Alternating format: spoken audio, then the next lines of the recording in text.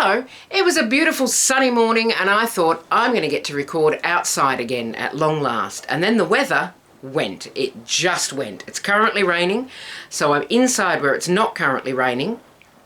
Give it time. You don't know. It might happen. It's an old house, as I said. So at the moment, not raining inside. So hello. I've got a little bit to talk to you about this week, and we're going to start with something that should have been off the loom a while ago and simply was not. And that's this one. And it has come out exactly as I hoped it would. So I'm going to show you as I talk at you. I'm going to show you. So this was on the loom for about just under a month for a couple of reasons, stuff going on, and also it's a very fine yarn. It's a sock yarn, and they just take longer to weave because it takes longer to fill up the space. Yeah, I'm going to go with that. So, I'll get that out. It's not wet finished. I've still got my ends attached there, and it's not wet finished because I haven't yet decided what I'm doing with the fringe. But it has worked exactly as I hoped it would. Look at these colour transitions. Perfect. Exactly what I was wanting them to do. So, it is quite long. Now, you may remember me saying, and you might not, I'm not offended if you don't remember me saying, but I was hoping to finish on purple and get like a complete colour spectrum. So I did get the one run through the colour shift. It's not a true rainbow because it does start with orange and not red, but it does go through to this purple. Oops, my arm's not quite long enough. There we go. I need a lovely assistant. Anyway, so once I got that one repeat, I thought, well, that's good. I hope I can still finish on purple. And not only did I finish on purple, let me just do this because I'm going to look so good in a minute. So I went through there, I got through to the purple, and not only did I finish on the purple, but this is how much warp I had left. So it looks like I had measured and warped up a precise amount in order to finish with the purple as I wanted to and have enough left for the fringe. It looks like I did a lot of maths and measuring. I absolutely did not. This is a complete fluke, but for a little minute there, I looked really smart. So I'm pleased with this. I've got to decide what to do with the fringe. I think I'm going to plait it. I may twist it. I don't know. We'll find out. And then it'll have a wet finish, and then we'll see how it comes out. It should bloom a little bit, but I don't know that it will bloom a lot. But I'm really pleased with these colour changes. I do have a lot of this yarn because I did overbuy. So I will do a wrap with it, but I don't think I will use it as the weft. That's the side-to-side weaving, because the colour changes on a wider scale would be very, very short and a little bit choppy, and I think a little bit chaotic. So I will do something with it, and it will be great. If you don't talk yourself up, who else is gonna? But for the time being, that is off the loom after nearly a month. I'm really pleased with it. I mean, look at that colour change. Fabulous yarn for weaving. So, do I have something on the little loom? Yes. Is it fresh on the little loom? Yes.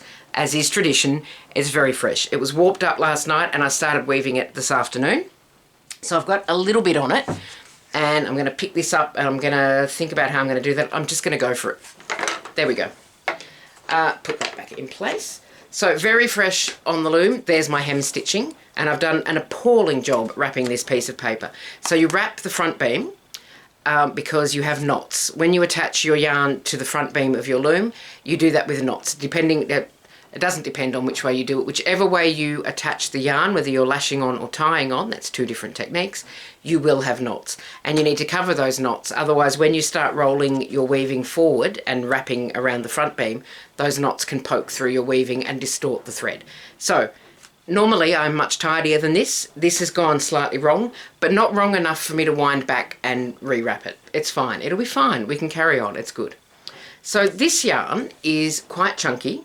I wanted to change after using that sock yarn for so long, for like nearly a month. I wanted something that was going to be a bit quick. This is just a plain weave, but I've done the colour work in the warp. So this yarn was sold to me by Big W, which is a department store chain here in Australia, because I was on their website buying things for the house, and they said, by the way, we have yarn. And I was like, that's interesting information. I said, but I'm not currently buying yarn, I'm working from stash. And they said, well, that's interesting information, but have you seen Panda Funshine? And I hadn't. And I don't know how I could possibly be expected to resist this particular colourway. So I've got this, which is the blue with the purple fluff. And then I've got this one, which is the yellow with the pastel fluff.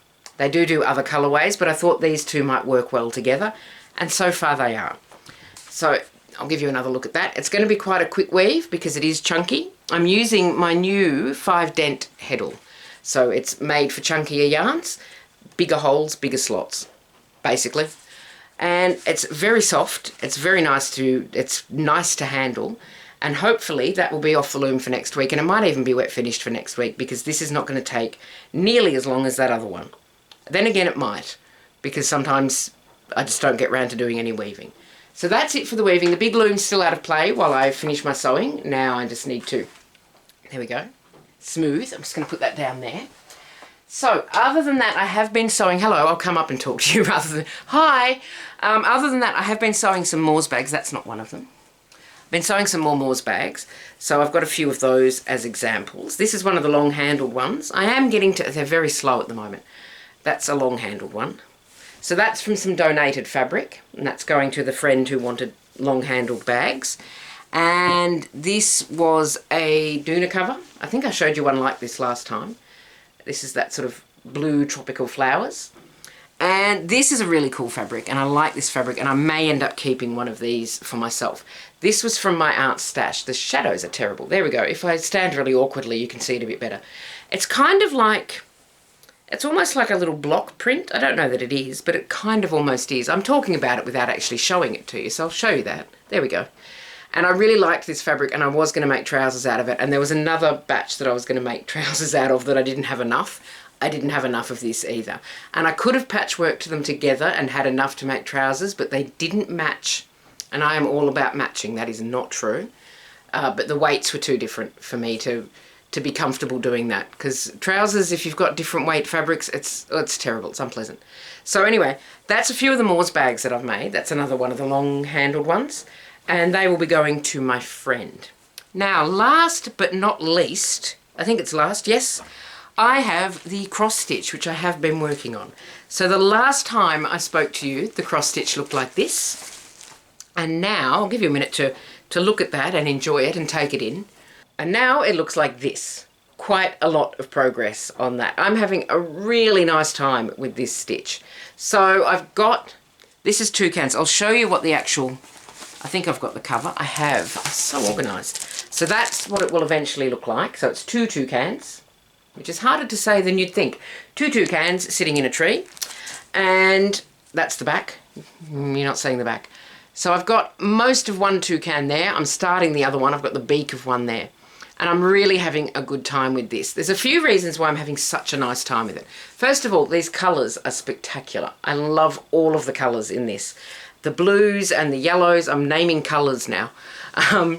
There's a lot of colours that are very close to each other but not identical. So I don't know that it's going to show up. It shows up in, I was going to say it shows up in my eyes.